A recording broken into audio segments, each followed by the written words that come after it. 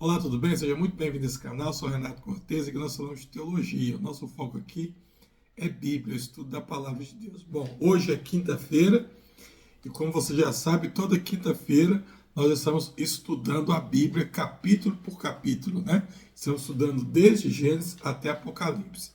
Então hoje é dia da gente estudar a lição já de número 3 do livro de Gênesis. Nós vamos ver aqui nessa lição Gênesis capítulo 3 até o capítulo 5. Então, já pega a sua Bíblia aí para você estar acompanhando comigo. Já se inscreva no canal se você não é inscrito e quer acompanhar essa série aqui para você aprender a Bíblia. Curta esse vídeo, compartilhe com outros amigos, né? Que também querem aprender a estudar a Bíblia. Bom, então vamos lá então. Vamos continuar. Você lembra que na aula passada nós falamos sobre muitos assuntos, né? Ficou uma aula um pouco densa e a gente falou sobre a criação do mundo, sobre a criação da terra, sobre a criação do homem, a criação da mulher, falamos sobre vários princípios, né? Então, tendo em mente esses princípios, hoje nós vamos dar continuidade à criação, às origens, né? Só que hoje nós vamos ver a origem do pecado, a queda e esses outros assuntos, tá certo? Então, todo prazer tem um preço. E toda escolha errada gera consequências, né?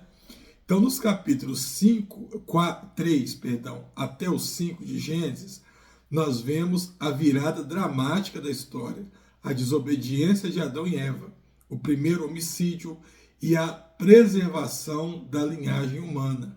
Nessa aula vamos entender o ato da queda, o pecado de Caim e o que significa a misteriosa linha de 7 gerações que traz esperança em meio ao juízo. Então, nós vamos começar a ver agora a queda e as suas consequências. Então, você vai abrir sua Bíblia aqui no livro de Gênesis, capítulo 3. Vamos ler o versículo 1 até o versículo 5, para a gente começar aqui o nosso estudo, tá? Vamos ler o capítulo 3, versículo 1 ao 5. Ora, a serpente era o mais astuto de todos os animais selvagens que o Senhor Deus tinha feito. E ela perguntou à mulher: foi isso mesmo que Deus disse? Não comam de nenhum fruto da árvore do jardim? Respondeu a mulher à serpente: podemos comer do fruto das árvores do jardim. Mas Deus disse: não comam do fruto da árvore que está no meio do jardim, nem toquem nele, do contrário, vocês morrerão.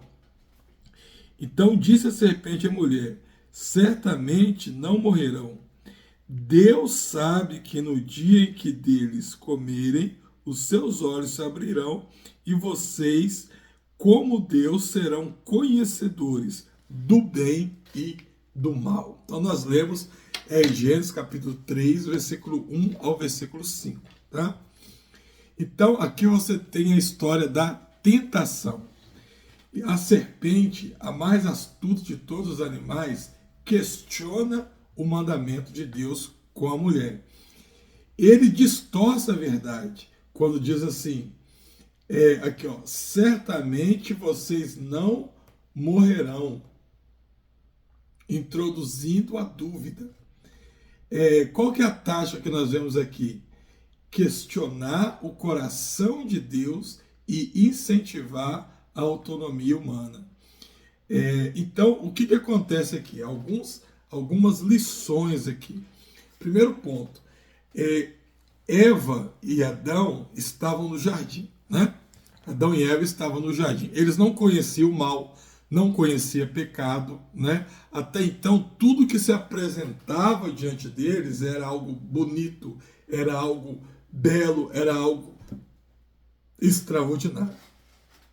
Então, a história nos conta que o diabo ele vai tentar Adão e Eva, né? Ele vai, através de Eva, tentar aquele pessoal para que eles possam desobedecer a Deus. Então, uma estratégia que ele tem é exatamente fazer o quê? Ele entra na serpente. Ele usa a serpente para poder chegar até a Eva. E é interessante que o texto aqui ele diz assim, ó, que a serpente era o mais astuto de todos os animais. Essa expressão, o mais astuto, no original hebraico, você pode interpretar como o mais inteligente, ou em algumas traduções pode encaixar até o mais belo, tá? Até o mais belo de todos os animais. Uma coisa que fica clara é que a serpente ela passou a rastejar depois da queda, né? Como consequência, como juízo pelo pecado, ela passa a rastejar no chão. Antes da queda, a serpente não rastejava, o que nos indica que a serpente tinha asas ou pés, né? E é interessante porque tem algumas fotos, eu não trouxe a foto aqui, mas se você procurar a foto do deus Ningishzida, ele é um deus sumeriano, né? Ele aparece em forma de uma serpente alada ou de um dragão alado, e outras oportunidades ele é retratado em forma de um homem, né? Um humanoide ali, chegando até o deus Ea. Então, se você colocar na internet assim, o cilindro de Ningishzida, você vai ver, é um cilindro onde tem uma história sendo contada de uma serpente alada, né, uma serpente com pés e asas, tá, que está conduzindo um homem até a presença do deus Ea. Então, esse deus da mitologia sumeriana, uma das traduções dele, né, que é o nome Ningishzida, seria Senhora da Árvore Agradável. Senhora da Árvore Agradável. Então, quando a gente analisa isso aqui, a ideia que nós temos que é o seguinte, como os relatos que partem, né, do povo antigo, eles vêm da mesma fonte que foi Adão e Eva, nada por exemplo, eu posso entender que eles contavam histórias de coisas passadas que aconteceram. Então, quando eu parto desse pressuposto, eu posso entender que a serpente, provavelmente ela tinha pés e ela tinha asas também. E pegando esse gancho, é interessante a gente informar que se eu tenho um texto, que eu tenho uma tradução que quando diz que a serpente é a mais astuta, poderia ser a mais bela, a mais inteligente, e aqui eu vejo um relato que provavelmente ela tinha pés e asas, porque o próprio texto bíblico diz que ela passa a rastejar depois do pecado. O que nós observamos nesses primeiros versículos aqui? Que a serpente talvez fosse o animal mais belo, mais chamativo, tá? Mais bonito que existia no jardim antes da queda. Tá? Era o animal mais belo que existia, mais bonito que havia. Então, quando o diabo ele quer tentar Eva, né, quando o diabo ele quer usar de uma estratégia para poder levar Eva a trair a Deus, a pecar contra Deus, o que ele faz? Ele toma posse daquilo que era o mais bonito, era o mais surpreendente. Tanto vamos ler aqui o versículo de novo, que olha a origem aqui, o que o texto vai dizer. Ora, a serpente era o animal mais astuto de todos os animais selvagens que o Senhor Deus tinha feito. E ela perguntou à mulher, foi isso mesmo que Deus disse? Então, versículo 3, versículo 2, respondeu a mulher à serpente, podemos comer do fruto da árvore do jardim. Ou seja, quando a serpente falou, a mulher nem se surpreendeu. Né? Você não vê nenhum espanto da mulher aqui. A serpente conversou com a mulher e a mulher não se surpreendeu. Talvez até mesmo pela imponência que a serpente tinha, é que a mulher ela vai passar a dar importância para ela.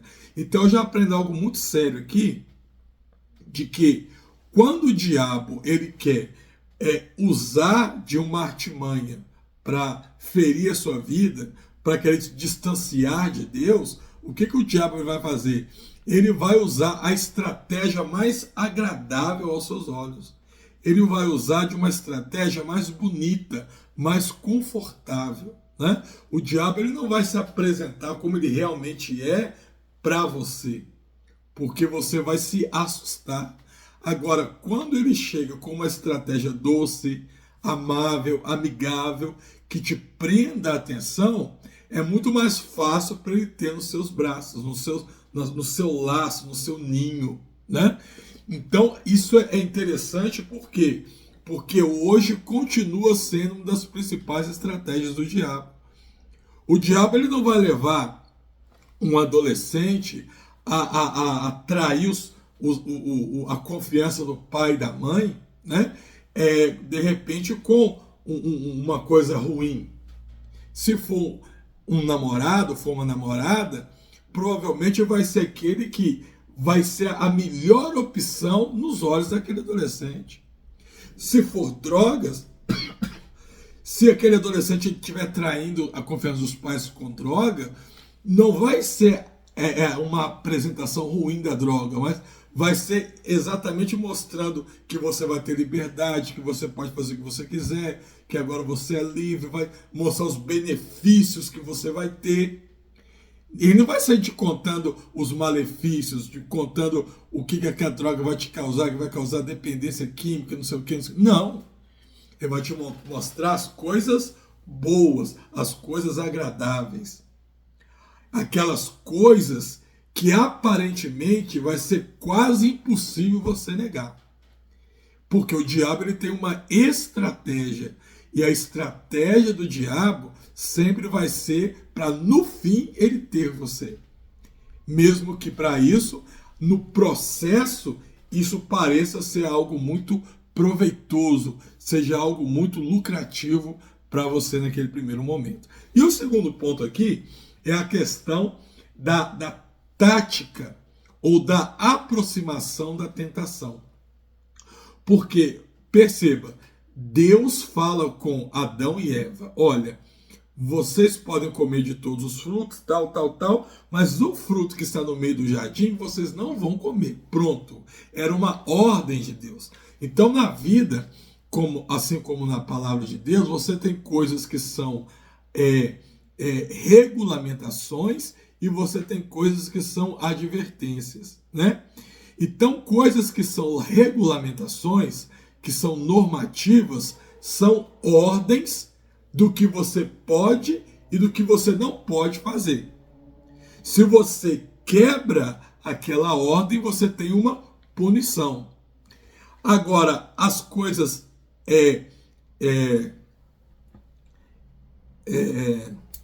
me faltou a palavra, acabei de falar a palavra, eu esqueci. Advertências. Agora, as advertências não são ordens, são te cobrando atenção, certo? É te cobrando atenção. Então, por exemplo, eu digo assim, você não pode matar. É uma norma. Não se pode matar. Matar é uma norma. Não matar é uma norma. Se você matar alguém, então você feriu uma constituição. Então, a partir daquele momento que você feriu aquela constituição, aquela lei, aquela ordem, o que vai acontecer? Você vai ter que sofrer as consequências daquela punição, as consequências daquela atitude que você teve. Você matou alguém.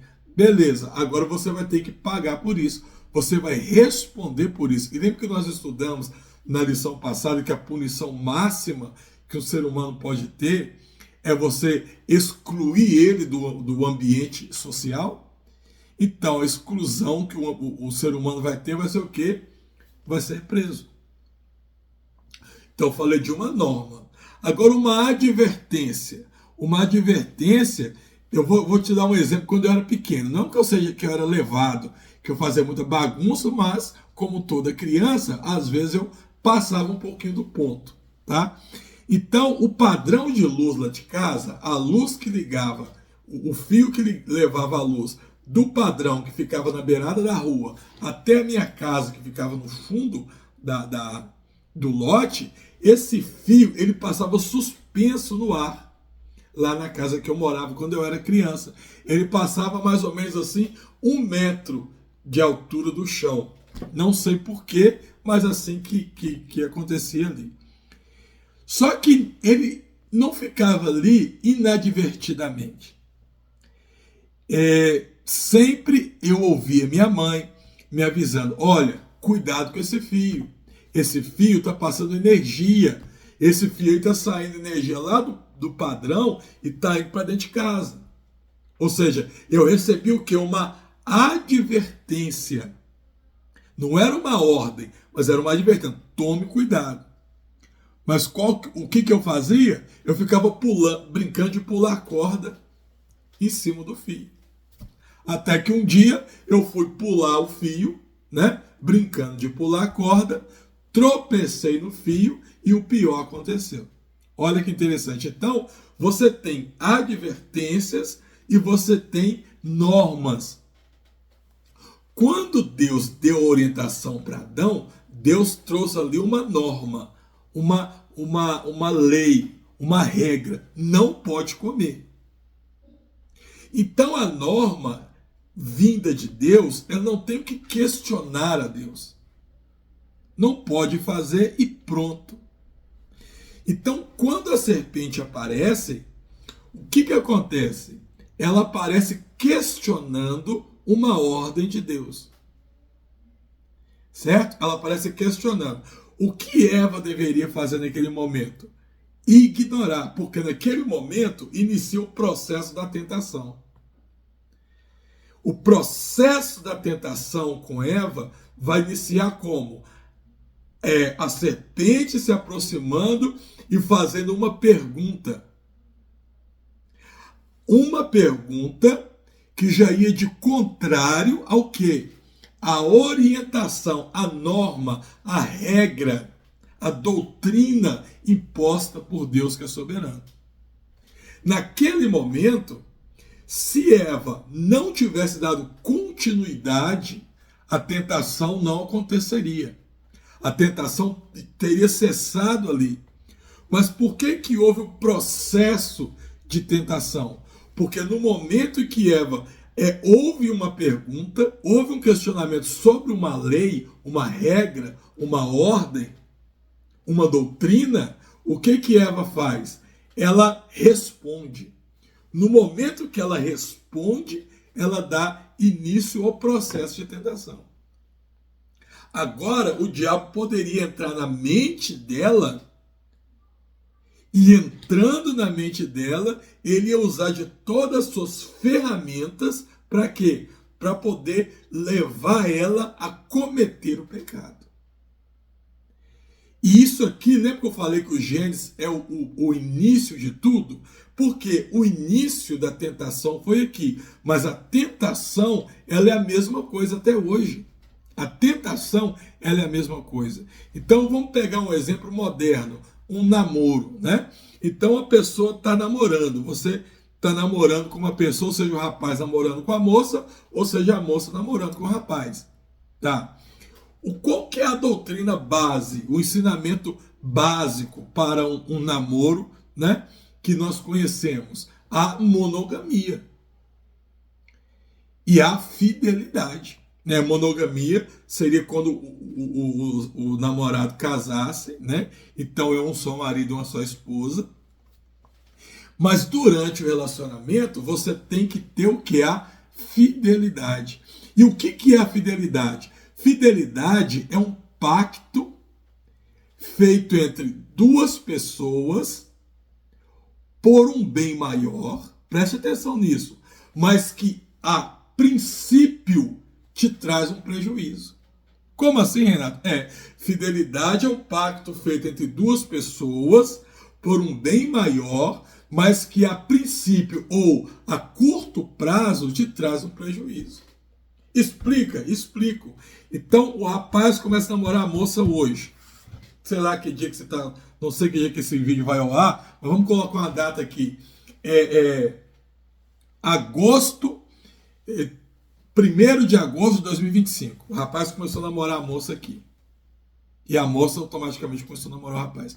Então, cria-se um pacto de fidelidade. Palavras de amor, palavras de carinho, mútuos ali entre eles, tá?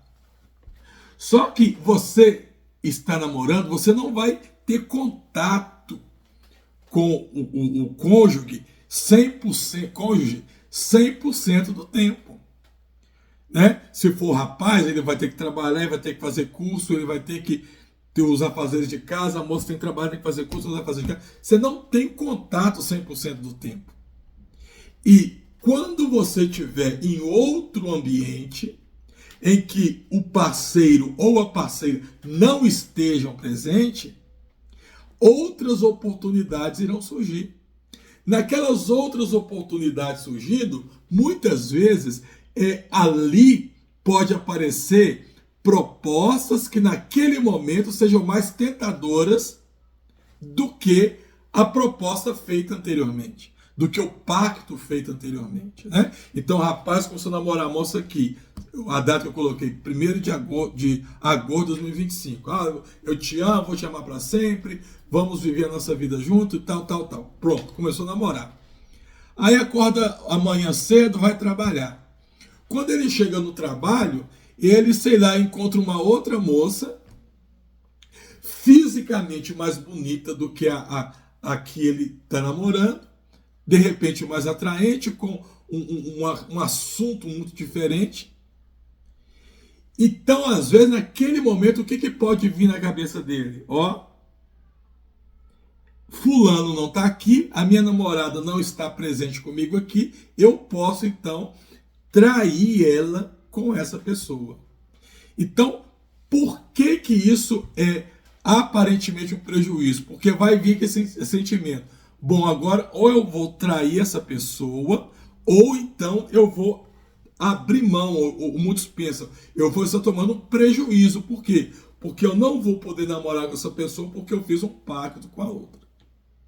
E qual que é o benefício da fidelidade? O benefício da fidelidade é porque quando você é fiel, ou você conheceu a outra moça aqui, ela tem, às vezes, alguns atributos que te chamou a atenção, mas você fala assim, eu não posso me relacionar porque eu já sou comprometido. Não é coisas que eu preciso fazer. Eu sou comprometido e pronto.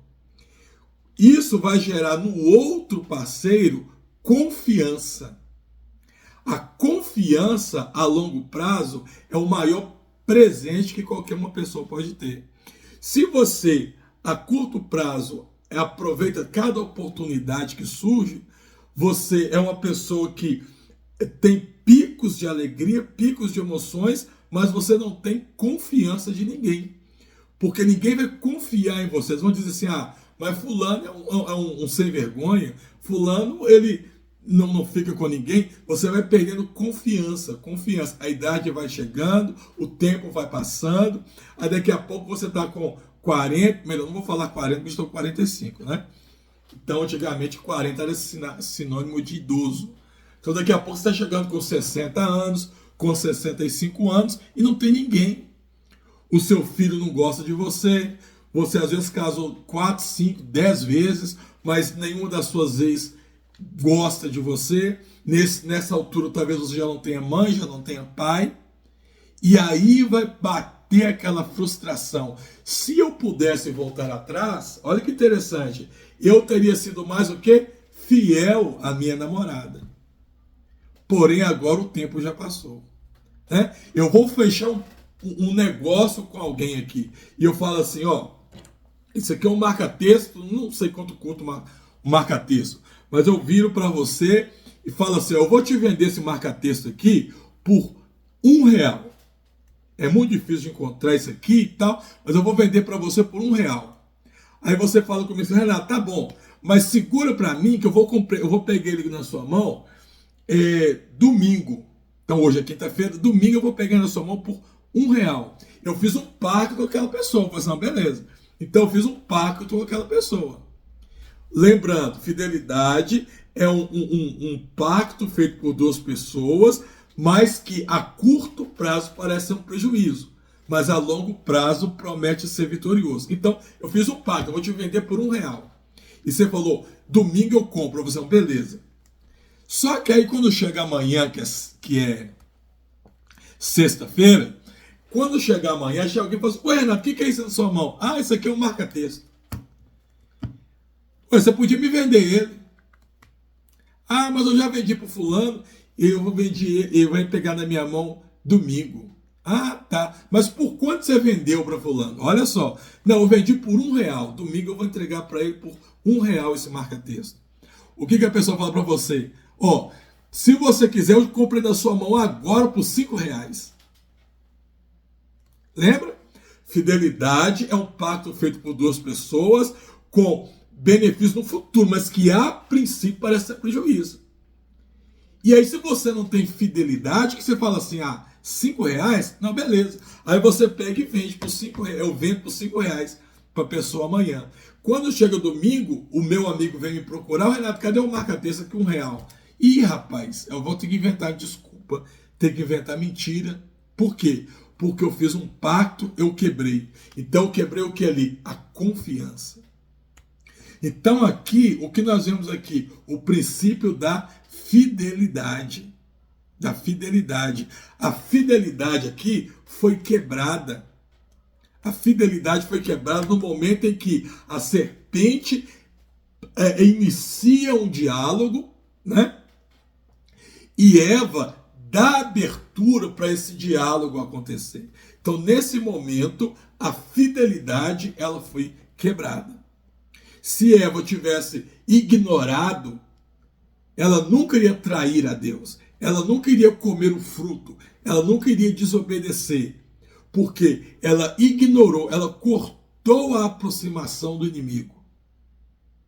Mas no momento em que ela sabe, olha, eu não posso comer o fruto, mas a proposta, a pergunta de quem está me tentando é muito tentadora, eu vou dar abertura. Como vou dar abertura? Respondendo essa pessoa, eu dei margem para iniciar o chamado processo de tentação.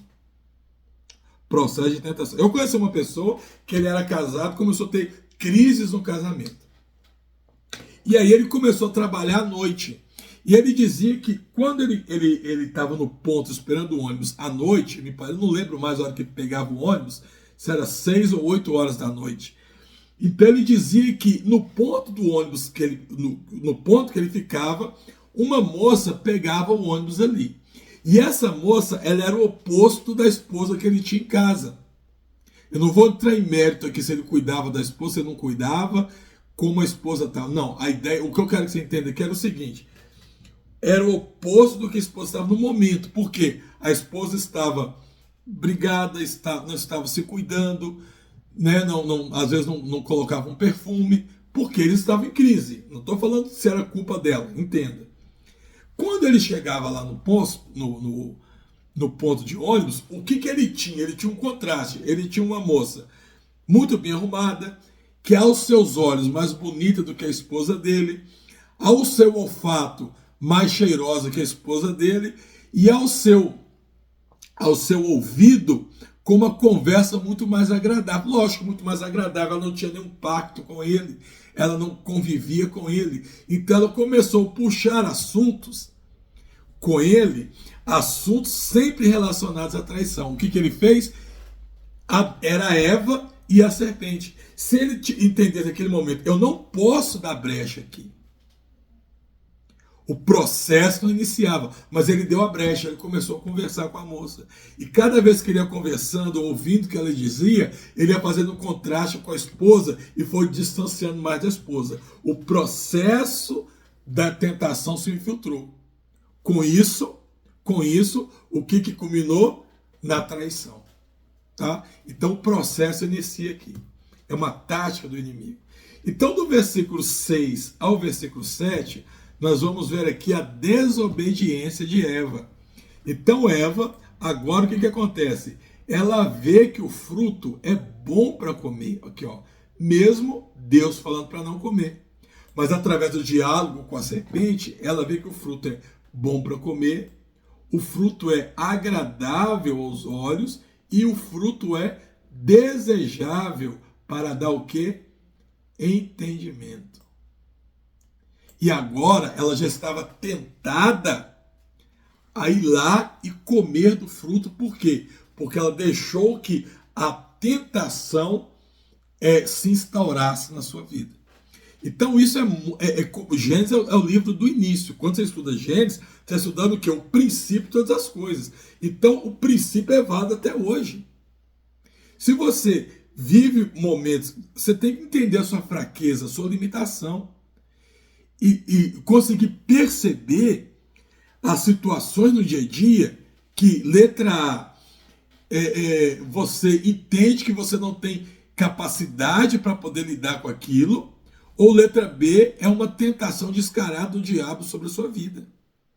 Eu tenho que ter esse discernimento na escola, na faculdade, no trabalho, na igreja, no dia a dia, na minha casa com meus vizinhos, na rua, na farmácia, no hospital, na escola, no mercado. Eu tenho que aprender a ter o discernimento. Eu sei aonde é a minha fraqueza, até onde eu posso pisar. E eu tenho que entender o que é uma tentação e o que não é. Tá? Porque o princípio está lá em Gênesis. Deus nos deixou um ensinamento. Deus nos deixou um exemplo do que eu posso fazer e do que eu não posso fazer. E muitas vezes nós erramos por quê? Porque nós não nos atentamos nos exemplos que a Bíblia deixa para nós. Né? Nós pensamos que a Bíblia é só profecia. Só a parte de bênção faz parte da Bíblia. O resto que conta história não tem nenhuma informação e mentira. Toda a Bíblia está lá em 2 Timóteo 3,16, ela é inspirada por Deus para o nosso crescimento. Tá? Isso é muito interessante. Então, ela e Adão, o seu marido, né, eles comem do fruto. Então, aqui você vê um ato de usurpação da autoridade de Deus. Um ato de usurpação. E imediatamente a consequência veio. Qual foi a consequência?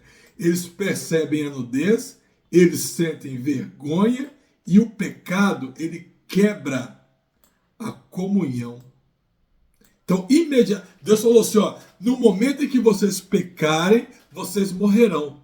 Eles pecaram e fisicamente não morreram.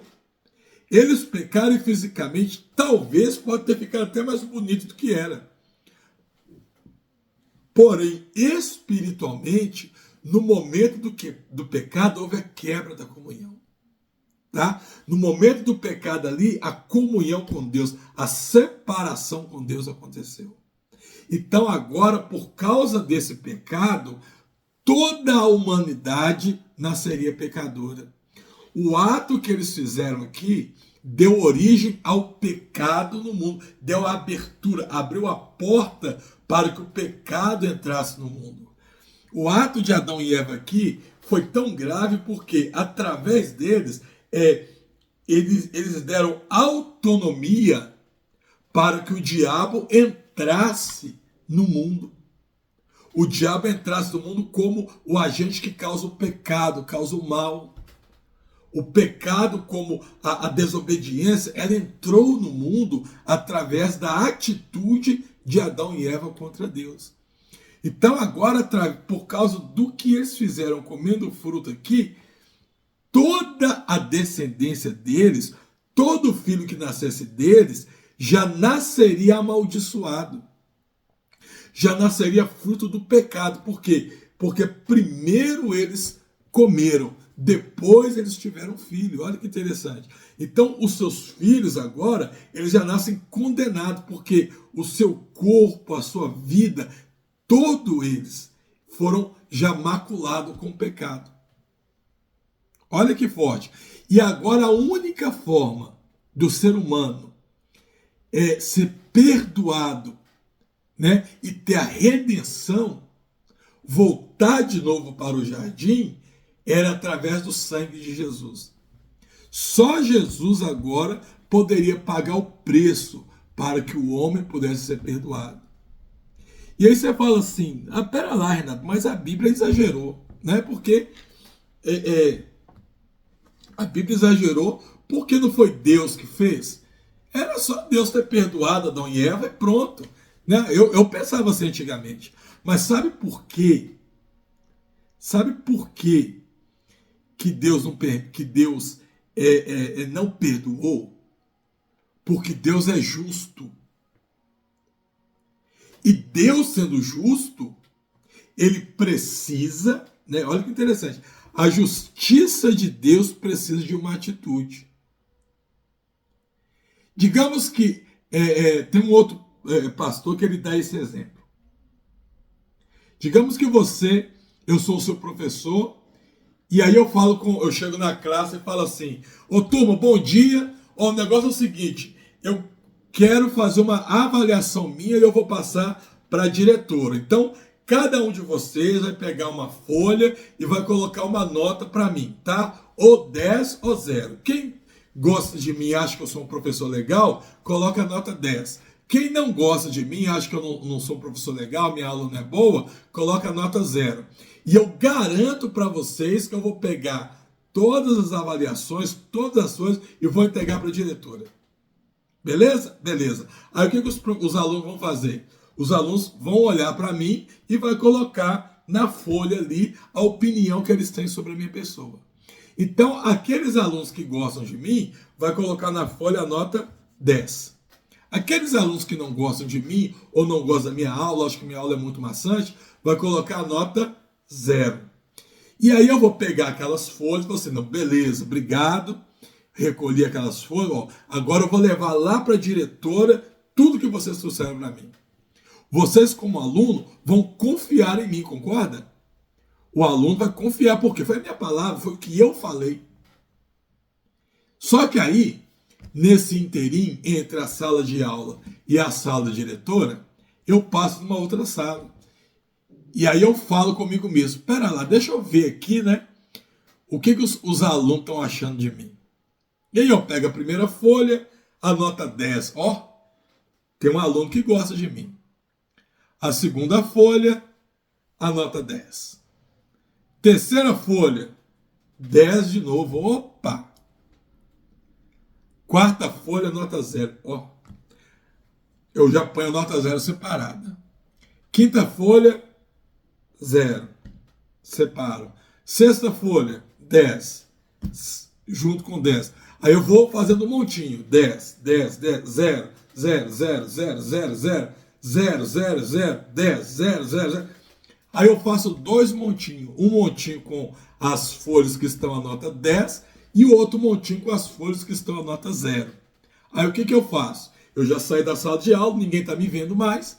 Eu pego as folhas com a nota 0, rasgo, jogo fora e chego para a diretora só com as notas 10. E falo assim, diretora, está aqui. Eu pedi para a classe fazer uma avaliação sobre mim e eu falei que eu ia trazer para a senhora, está aqui, ó. A diretora pega, olha, só tem nota 10. Eu te pergunto, eu fui justo, sim ou não? Eu fui injusto. Mas quem saberia se eu fui justo ou injusto? É lógico, você vai pensar, ué, irmão, a câmera, né? Porque hoje tem câmera, mas considerando que em algum tempo não teria câmera, você está numa escola que ainda não tem câmera em todo local, quem ia saber que eu separei essas folhas? Então, eu chego num ponto aqui sobre o caráter de Deus, né? Por que Deus ele teve que não pôde perdoar Adão e Eva? Porque Deus ele é o Deus de amor, Deus nos ama, Deus ele é amoroso, mas Deus também é justo.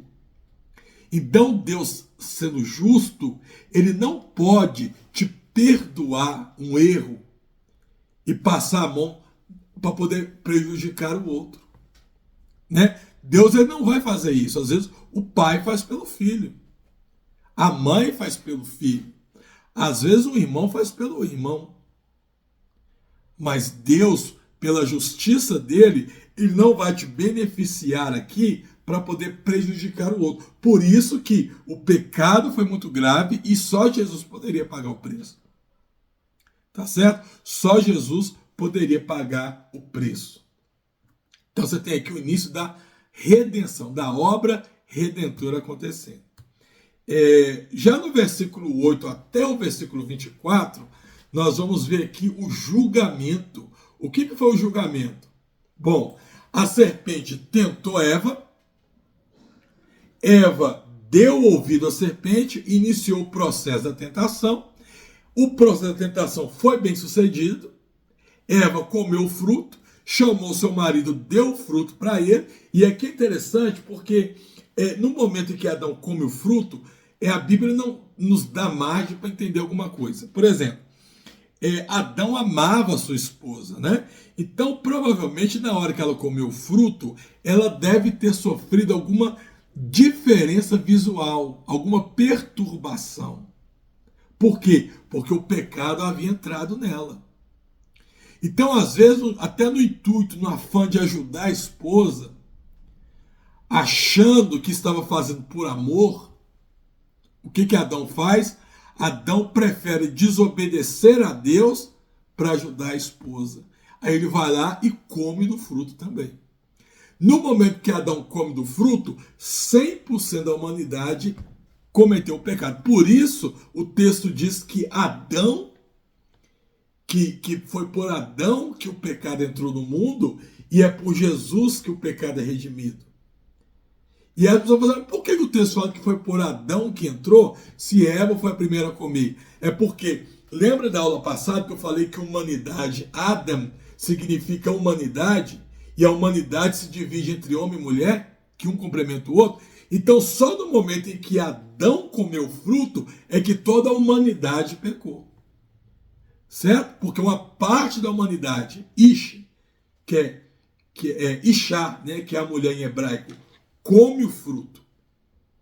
50%. Só que aí, Ish, que é o homem em hebraico, comeu o fruto. Então agora, nesse momento, 100% da humanidade pecou. Tá? Então por isso que fala que Adão, é através de Adão que o pecado entrou no mundo e não de Eva. Se primeiro Adão tivesse comido e depois Eva tivesse comido, aí diria-se que o pecado entrou por Eva, mas entrou por Adão exatamente por causa disso. Muito bem, então Adão come o fruto. Na hora que ele come o fruto, o pecado se instaura no mundo. O pecado agora traz consequências para Adão, para Eva e para toda a criação. E aí agora Deus chega no jardim. Quando Deus aparece no jardim, Deus observa que alguma coisa não estava bem. Só que Deus, ele sempre vai te dar uma oportunidade para você confessar os seus pecados. Por quê? Porque Deus sabe todas as coisas? Sabe. Mas no momento em que você abre o coração, psicologicamente você está abrindo a porta da sua vida para que uma ação seja feita. Você está abrindo a porta do seu coração.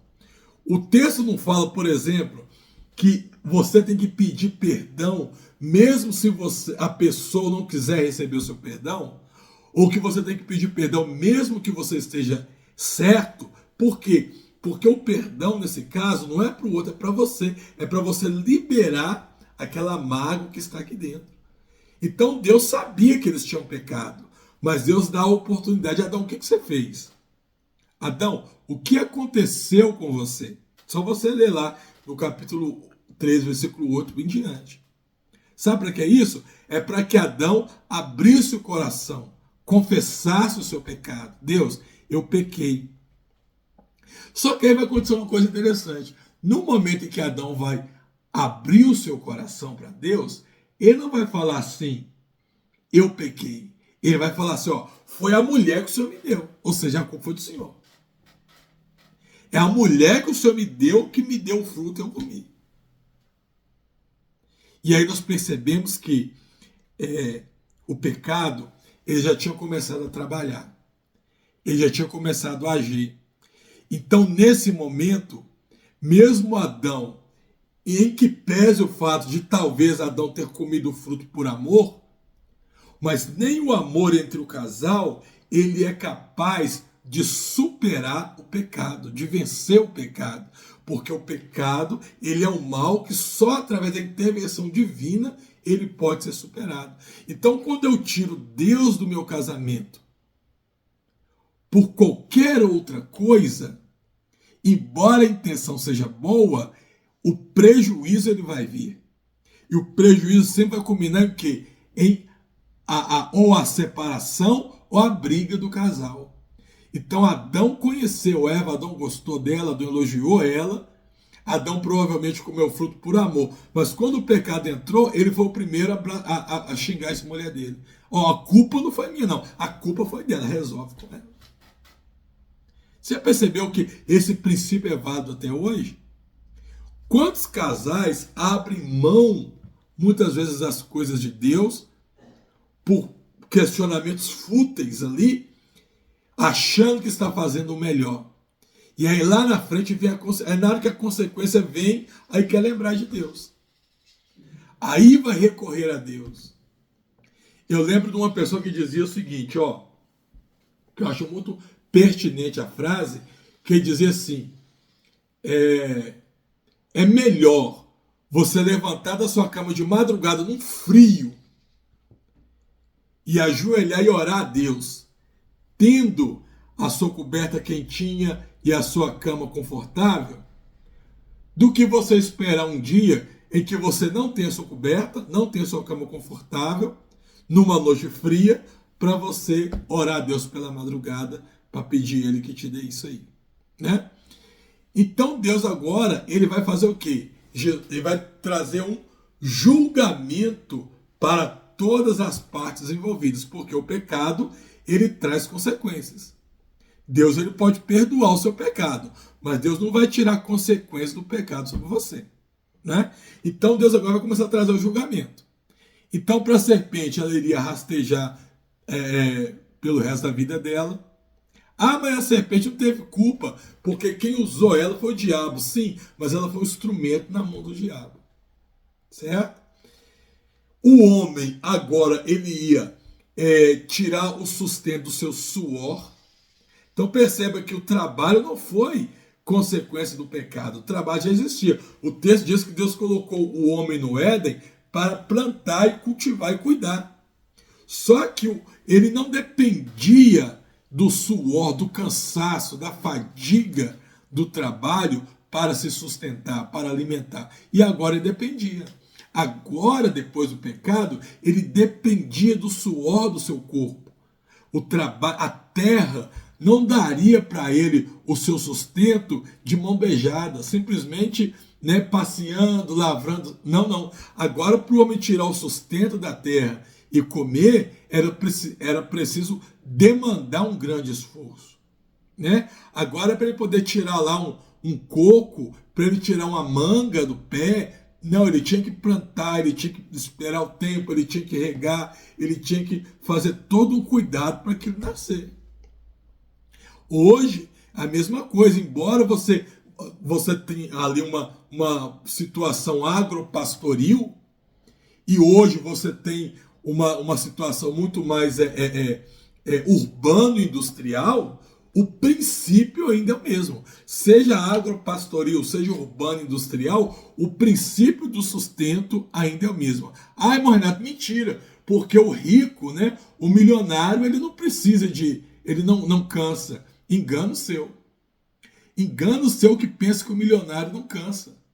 Às vezes, ele não tem o esforço braçal que a classe B, a classe C vai ter, né? Ele pode não ter o esforço braçal, mas o intelecto dele muitas vezes está pior do que os funcionários dele.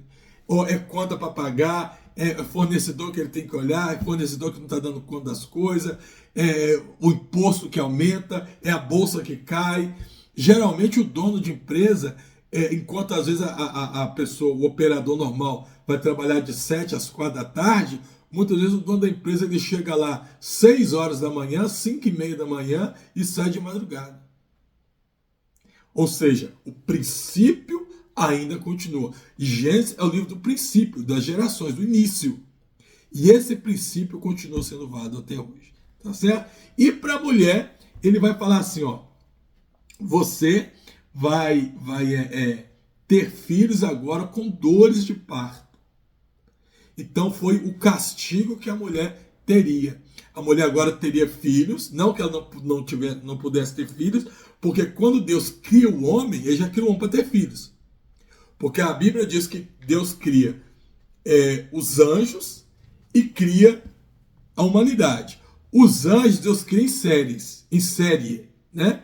Então, a quantidade de anjo que Deus criou no início é a mesma quantidade que existe até hoje. Anjo não se casa, não se dá em casamento, anjo não procria, anjo não tem filhos. A quantidade de anjo que existia lá é a quantidade que existe hoje. Anjo não morre, anjo não nasce. Foi feito em série. O ser humano não, Deus criou 2, né? E agora eles vão procriando. Vai tendo filhos e vai enchendo esse mundão aí. Embora hoje está enchendo cada vez menos, porque né, a população está preferindo cuidar de pet, porque dá menos trabalho, né? Dá menos problema, dá menos dor de cabeça. Então, antigamente, você tinha famílias aí com 12 filhos, 11 filhos, 15 filhos, tudo com o mesmo nome praticamente, né? Era, sei lá, Elisângela, Elisângelo, Eliedson, Elimeleque, alguma coisa assim. Ele ia pegando Eli, porque não tinha jeito, era muito filho para colocar, não. Hoje não. Hoje, às vezes, o casal, ele casa, não tem nenhum filho, porque, eu vou ter um pet e vai ser meu filho. Ou então tem um filho só, ou tem 2 filhos. Então, Deus vai trazer o julgamento, e nesse julgamento vai surgir o que nós chamamos de proto-evangelho. Nós vamos falar daqui a pouquinho. Então, Deus passa no jardim, ele tem o contato íntimo que foi corrompido, e cada um recebe uma sentença. A serpente foi amaldiçoada, a mulher ela vai ter dores de parto e desejo de submissão, tá vendo? E o homem, o trabalho árduo e a mortalidade. Agora o homem seria um ser mortal. Muito bem. E aí você tem o proto-evangelho. O que é o proto-evangelho? Lembra que eu falei que a Eva come do fruto, dá para Adão comer, e agora o pecado iniciou? Só Jesus poderia perdoar esse pecado? Então Jesus, Deus, ele vai falar isso lá no versículo 15. Versículo 15 fala sobre isso. Proto é aquilo que vem antes, tá? É aquilo que vem antes. Então, quando nós falamos assim, o proto-evangelho é o evangelho primevo, é aquele evangelho que vem antes, é a primeira menção do evangelho. Então, quando Deus está dando a sentença, Deus fala no versículo 15, deixa eu achar o 15 aqui, falando para a serpente, porém, inimizade entre você e a mulher. Mas, na verdade, Deus está falando com o diabo, que estava possuindo a serpente. Entre a sua descendência e o descendente dela, tu lhe ferirá a cabeça, e você lhe ferirá o calcanhar. O que Deus estava falando? Que colocaria inimizade entre o homem, e que dessa mulher nasceria um que feriria a cabeça, que mataria a serpente, mataria ele, mas que até esse um nascer para matar ele, que ele, o diabo, lhe feriria o calcanhar. O que é ferir o calcanhar? É perseguir, é acompanhar. E aí o texto diz que o diabo, ele não veio senão para quê? Para matar, para roubar e para destruir. Durante muito tempo, o diabo ele perseguiu esse versículo, porque dizia assim, colocarei inimizade entre ti e a sua descendente, entre o seu descendente, deixa eu ler de novo que eu bolei, aqui, colocarei inimizade entre você e a mulher, entre a sua descendente da mulher e o seu descendente. Este ferirá a sua cabeça e você ferirá o calcanhar. Então ele começa a perseguir a humanidade. Deus separa uma humanidade, um povo, para poder trazer Jesus ao mundo, que é Israel. Ele começa a perseguir para quê? Para matar Israel. Porque se ele mata Israel, Jesus não nasceria, no entendimento dele. Então ele não conseguiu matar Israel. E aí Jesus nasceu. Jesus nasceu e tentou matar Jesus na cruz. Jesus não morreu na cruz. Jesus ressuscitou. Hoje ele persegue quem? Ele persegue a igreja de Cristo. Tá? Aí no versículo 22 a 24, nós lemos sobre a expulsão do Éden. Então Deus impede o acesso da árvore da vida para que não viva eternamente em pecado. A expulsão reforça a gravidade do pecado e a necessidade de redenção. Ou seja, naquele momento agora, o homem foi expulso do paraíso. Ele não poderia mais voltar para o paraíso. Por isso vai ter um tempo em que nós restauraremos, retornaremos ao paraíso de Deus. Qual vai ser esse paraíso? Vai ser a nova Jerusalém que vai descer. Entende porque eu falei lá na aula passada que o Jardim do Éden é um prenúncio do que vai ser hoje? Que, na verdade, a reforma que nós teremos vai ser uma restauração dos tempos antigos? E aí o homem ele é expulso e o jardim some depois da narrativa. Bom, e aí você entra no capítulo 4. No capítulo 4 você tem a história de Caim e Abel. Aqui eu vou ser um pouco mais breve. Do versículo 1 ao versículo 5, aparecem duas ofertas. Então, Eva ela vai ter 2 filhos, a princípio, que foi Caim e Abel. E esses filhos crescem, e aí Deus ele pede uma oferta para cada um desses filhos. E aí o texto diz que Abel ele oferece das primícias e da gordura. Por quê? Porque Abel ele era pastor de ovelhas. E Caim ele era caçador, então Caim oferece...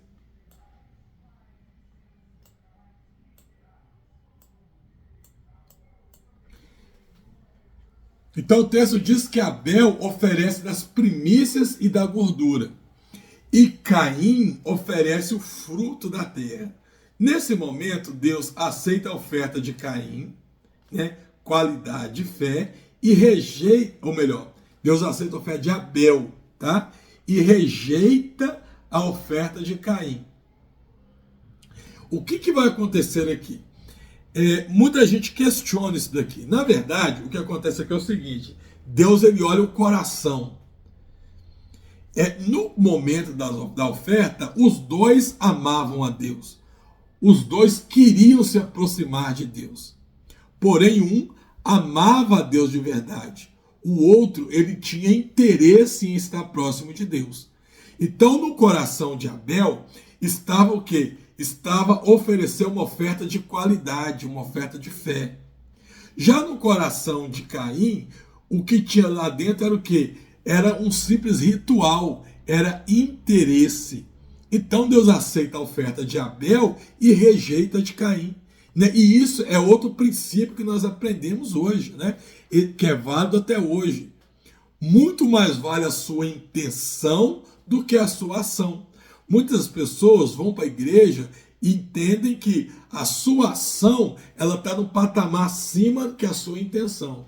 Só que para Deus não. Para Deus a sua intenção está no patamar muito mais acima do que a sua ação, né? Pegamos um exemplo aí de doações. Quantas igrejas, quantas pessoas fazem doações de caridade, enchem caminhões para mandar para o Vale de Jequitinhonha, mas muitos fazem aquilo por interesse político, interesse religioso.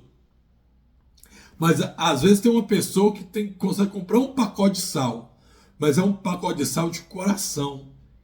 Então a intenção é boa. Então Deus olha o quê? A sua intenção.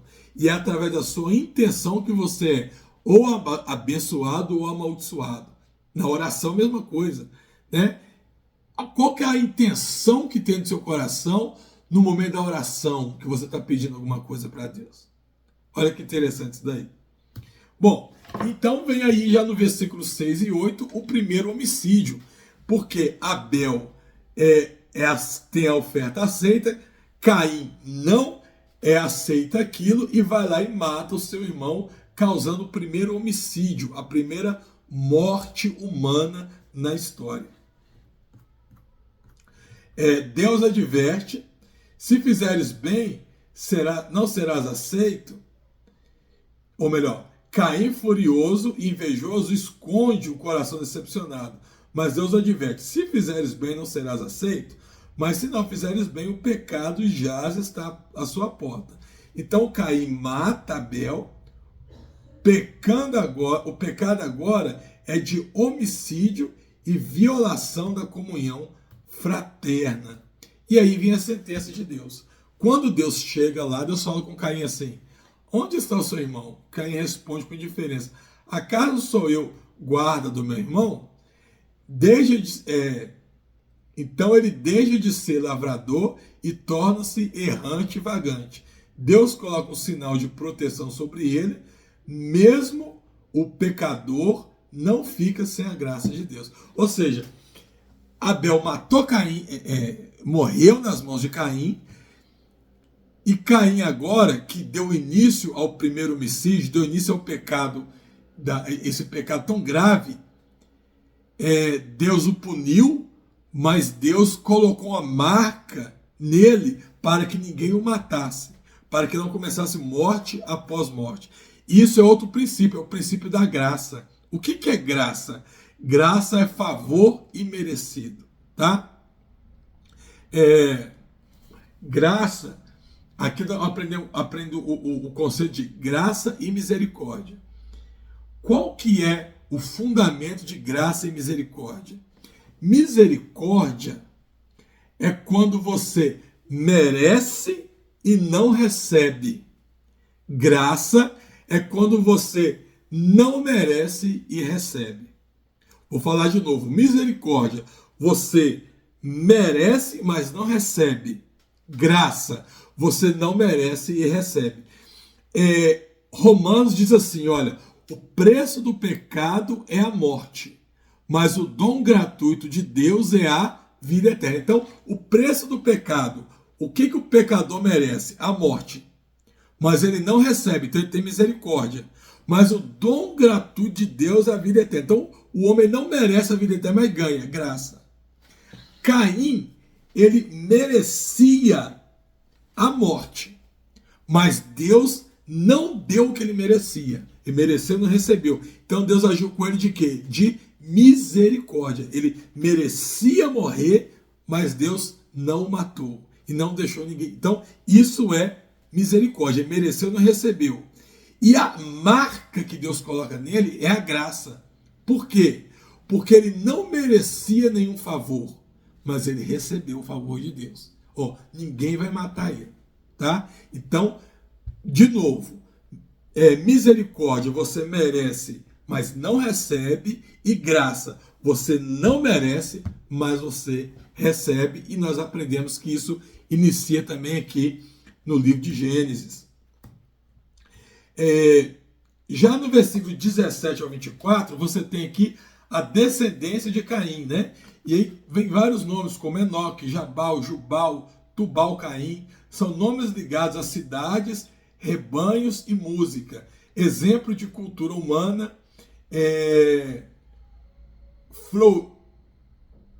Esse nome aqui acho que ficou errado. Mas enfim, o que quer mostrar aqui? Que agora vai se dar início a uma nova descendência. E cada um desse pessoal aqui foram nomes que deram origem a cidades, a reinos, tá? Porém, foram pessoas muito parecidas com seu pai.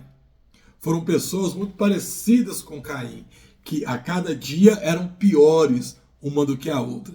E a pergunta aqui, acho que eu nem ia comentar isso aqui, mas só para a gente poder passar para o capítulo 5, porque muita gente faz essa pergunta. Pera lá, se só existia Caim e Abel, com quem que Caim casou, né?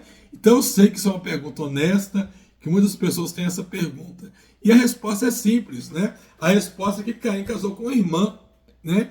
Talvez, muito pouco provável, ele teria casado com uma sobrinha, mas a resposta mais plausível é que Caim casou com uma irmã. O que eu tenho que entender é que a Bíblia ela conta histórias que passam durante décadas e ela resume às vezes em um versículo, 2 versículos. Então, o ponto ali de Deus pedir a oferta, Caim matar o seu irmão, até Caim casar, ter filhos, pode ter passado muitos anos. Muitos anos. Então, não necessariamente Caim já... Às vezes as pessoas pensam assim, Caim matou o irmão dele aqui, e aí Deus expulsou, ele pegou uma condição, né? Chegou em tal lugar e já casou. Não, passou muitos anos. Passou muitos anos. E o texto diz, aqui no capítulo 5, que Adão e Eva teve outros filhos. Tá? Só você ler o capítulo 5, você lê que Adão e Eva, Deus visita Adão e Eva e ele tem vários filhos. Então o que acontece? Você tem a descendência de Sete, que nós vamos estudar.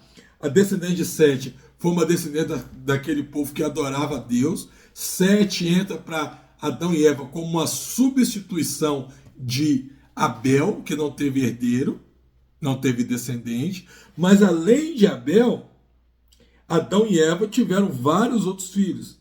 Aqui, ó, capítulo 5, versículo 3.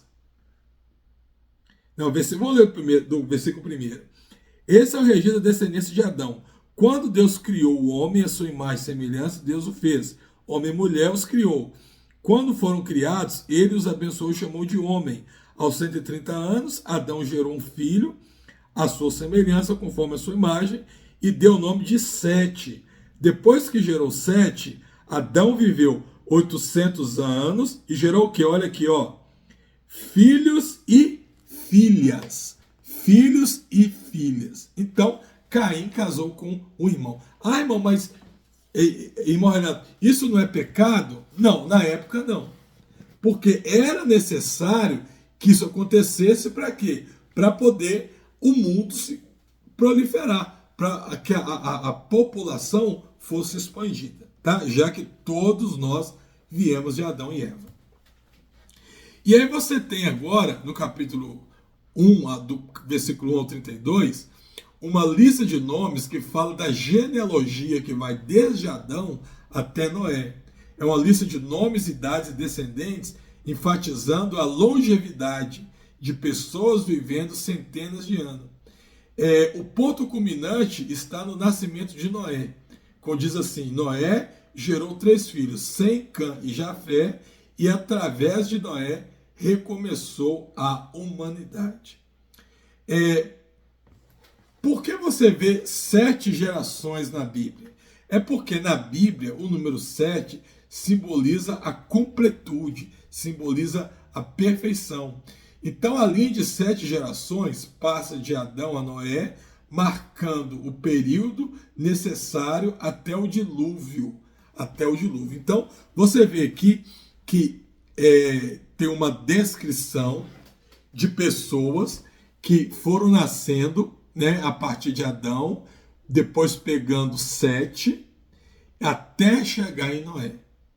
E paralelo a essas pessoas, você tinha uma outra descendência que ia sendo construída de Caim, né? Uma outra descendência de Caim. É interessante você ter em mente que tinha 2 descendências sendo construídas nesse momento. Por quê?